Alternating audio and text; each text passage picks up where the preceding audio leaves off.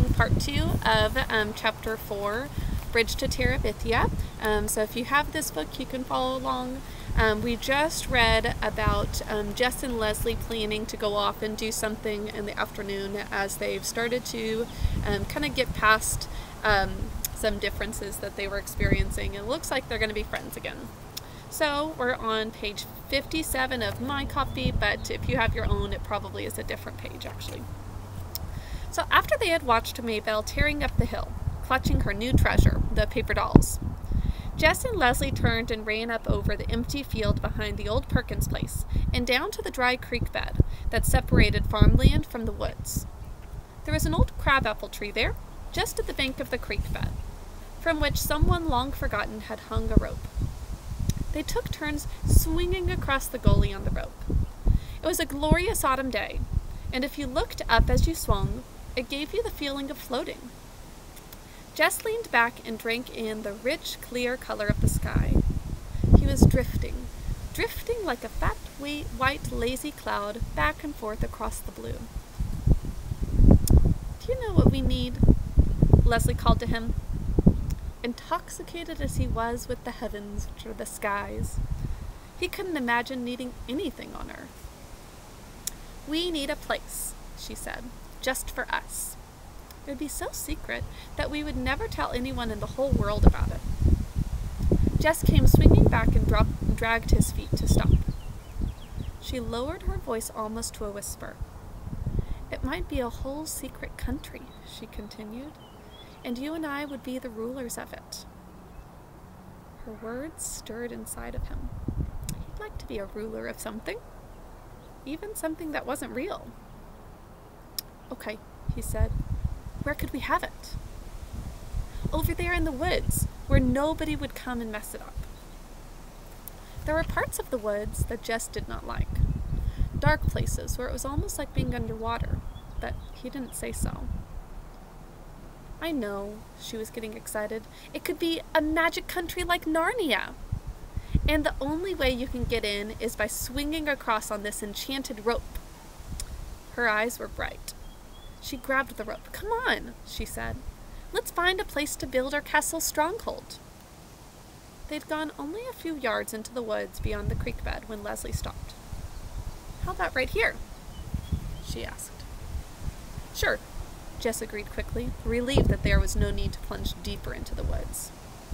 He would take her there, of course, for he wasn't such a coward that he would mind a little exploring now and then, farther in amongst the ever-darkening columns of the tall pines. But as a regular thing, as a permanent place, this was where he would choose to be. Here where the dogwood and redbud played hide-and-seek between the oaks and evergreens, and the sun flung itself in golden streams through the trees to splash warmly at their feet. "Sure," he repeated himself, nodding vigorously. The underbrush was dry and would be easy to clear away. The ground was almost level. This would be a good place to build. Leslie named their secret land Terabithia, and she loaned Jess all of her books about Narnia, so he would know how things went in a magic kingdom, how the animals and the trees must be protected, and how a ruler must behave. That was the hard part.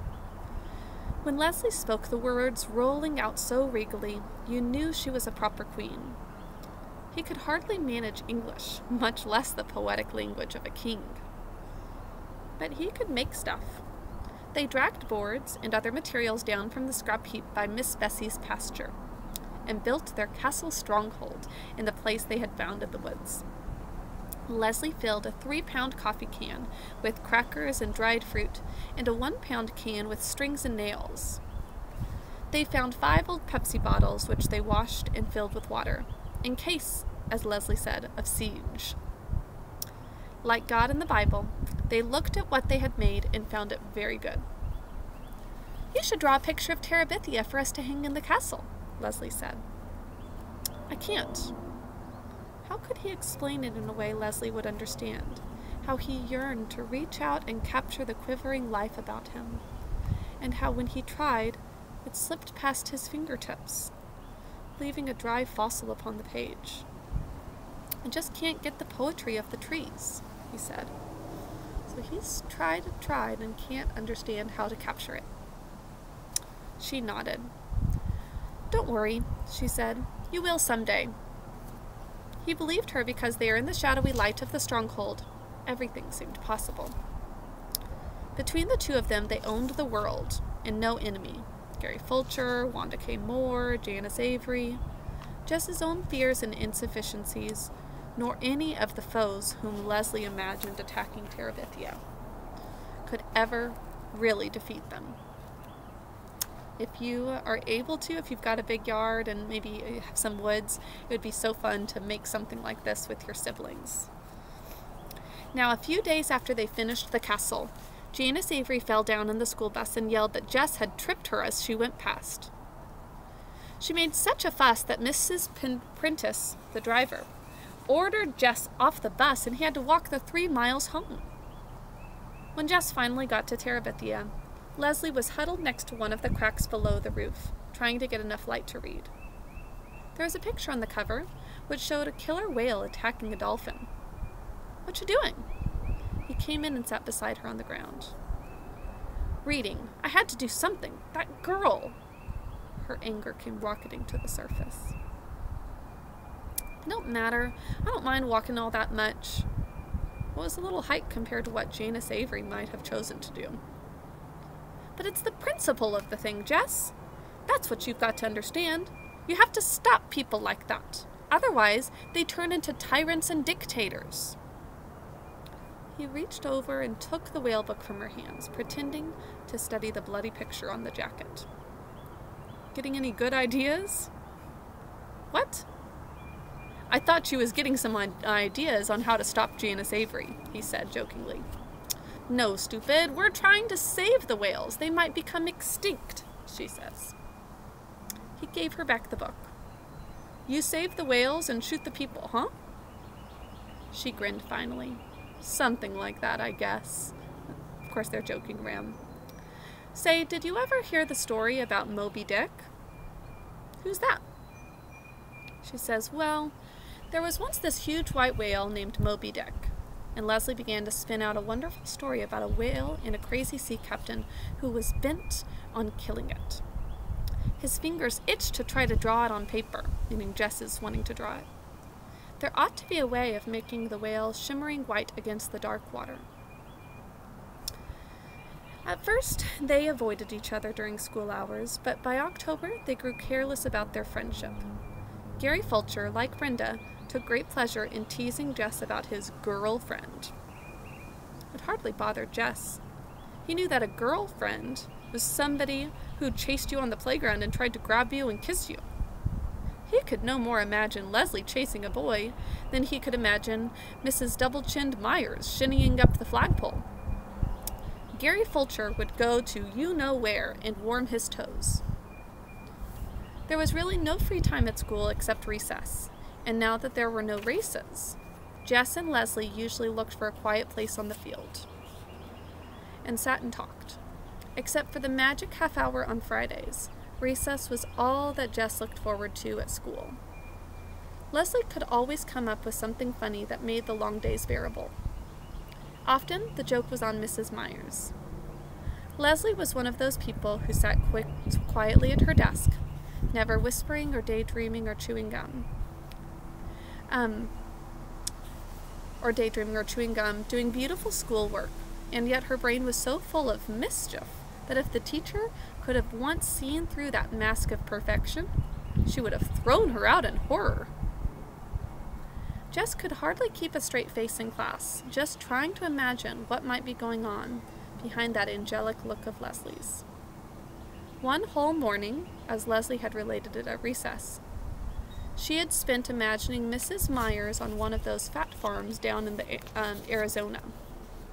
In her fantasy, Mrs. Myers was one of the foodaholics who would hide bits of candy bars in odd places, like up the hot water faucet, only to be found out and publicly humiliated before all the other fat ladies.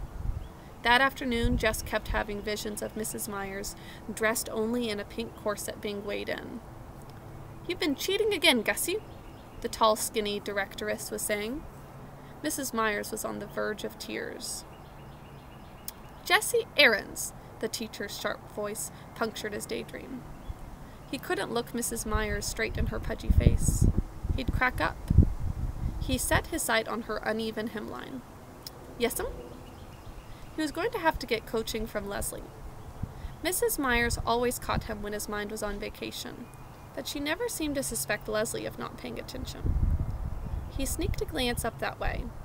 Leslie was totally absorbed in her geography book, or so it would appear to anyone who didn't know. Terabithia was cold in November.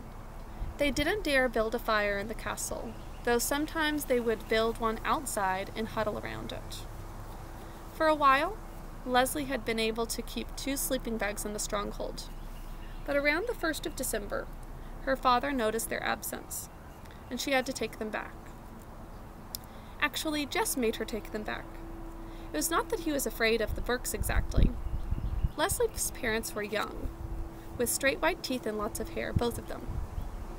Leslie called them Judy and Bill, which bothered Jess more than he wanted it to. It was none of his business what Leslie called her parents, but he just couldn't get used to it. Both of the Burkes were writers. Mrs. Burke wrote novels, and according to Leslie, was more famous than Mr. Burke, who wrote about politics. It was really something to see the shelf that had their books on it. Mrs. Burke was Judith Hancock on the cover, which threw you at first, but then, if you looked on the back, there was her picture looking very young and serious. Mr. Burke was going back and forth to Washington to finish a book he was working on with someone else. But he had promised Leslie that after Christmas, he would stay home and fix up the house and plant his garden and listen to music and read books out loud and write only in his spare time.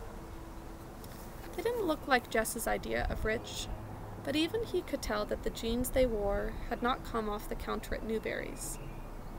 There was no TV at the Burkes, but there were mountains of records and a stereo set that looked like something off Star Trek.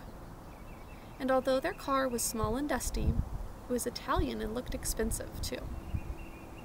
They were always nice to Jess when he went over, but then they would suddenly begin talking about French politics or string quartets, which he at first thought was a square box made out of string, or how to save the timber wolves or redwoods or singing whales, and he was scared to open his mouth and show once and for all how dumb he was. He wasn't comfortable having Leslie at his house either. Joyce Ann would stare, her index finger pulling down her mouth and making her drool. Brenda and Ellie always managed some remark about girlfriend. His mother acted stiff and funny just the way she did when she had to go up to school about something. Later, she would refer to Leslie's tacky clothes. Leslie always wore pants, even to school. Her hair was shorter than a boy's. Her parents were hardly more than hippies. Maybelle either tried to push in with him and Leslie or sulked or sulked at being left out. His father had seen Leslie only a few times and had nodded to show that he had noticed her, but his mother said that she was sure he was fretting that his only son did nothing but play with girls, and they both were worried about what would become of it. Jess didn't concern himself with what would become of it. For the first time in his life, he got up every morning with something to look forward to. Leslie was more than his friend. She was his other, more exciting self. His way to Terabithia and all the worlds beyond. Terabithia was their secret, which was a good thing, for how could Jess have ever explained it to an outsider? Just walking down the hill toward the woods made something warm and liquid steal through his body. The closer he came to the dry creek bed and the crabapple tree rope, the more he could feel the beating of his heart. He grabbed the end of the rope and swung out toward the other bank with a kind of wild exhilaration, and landed gently on his feet, taller and stronger and wiser in that mysterious land. Leslie's favorite place besides the castle stronghold was the pine forest. There the trees grew so thick at the top that the sunshine was veiled. No low bush or grass could grow in that dim light, so the ground was carpeted with golden needles. I used to think this place was haunted, Jess had confessed to Leslie the first afternoon he'd revved up his courage to bring her there. "Oh, but it is," she said. "But you don't have to be scared. It's not haunted with evil things." "How do you know?" he asked. "You can just feel it. Listen." At first, he heard only the stillness. It was the stillness that had always frightened him before. But this time, it was the moment after Miss Edmonds finished a song, just after the chords hummed down to silence. Leslie was right. They stood there, not moving, not wanting the swish of dry needles beneath their feet to break the spell. Far away from their former world came the cry of geese heading southward. Leslie took a deep breath. "This is not an ordinary place," she whispered. "Even the rulers of Terabithia come into it only at times of greatest sorrow or of greatest joy. We must strive to keep it sacred. It would not do to disturb the spirits." He nodded, and without speaking, they went back to the creek bank, where they shared together a solemn meal of crackers and dried fruit. Okay, so that's Terabithia. We are introduced to their world, their kingdom. Our next chapter is the Giant Killers. Okay, I will see you later.